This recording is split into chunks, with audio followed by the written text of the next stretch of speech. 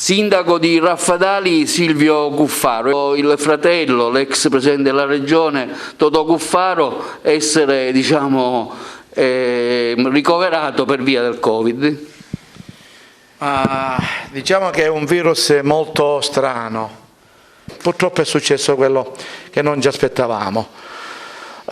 Mio fratello ha avuto contagiato alla moglie il virus e la moglie asintomatica. Lui pian piano comincia ad avere dei peggioramenti fino a quando arriva a un ricovero d'urgenza e in subintensiva.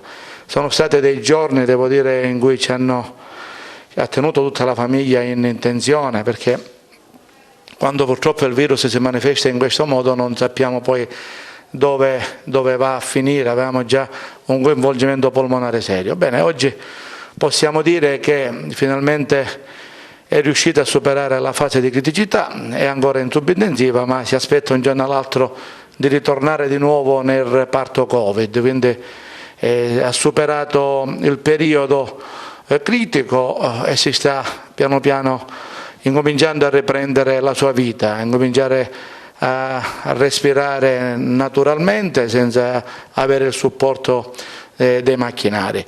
E siamo contentissimi, anche se non faremo il Natale insieme, sia per le ristrettezze giuridiche, sia perché lui è ancora in ospedale, ma festeggeremo sicuramente un Natale più speranzoso e un Natale di felicità anche con la sua assenza.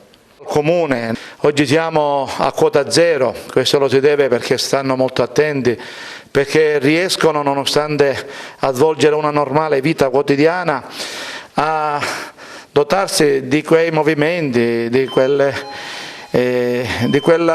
modo di fare che le tengono lontano, che usano la mascherina, una distanza di sicurezza e quant'altro, tanto che stamattina parlando con alcuni dico che quando il governo nazionale prende le scelte purtroppo si lascia molto suggestionare dai media, dalle immagini televisive. Non ci sono stati mai assembramenti a Raffadali, ho visto i negozi quasi sempre vuoti, quindi anche quest'ulteriore ristrettezza che stanno mettendo i cittadini durante il periodo natalizio non fanno altro che aumentare i disagi nei confronti di coloro che purtroppo hanno visto in quest'anno sotto l'aspetto commerciale un anno magro.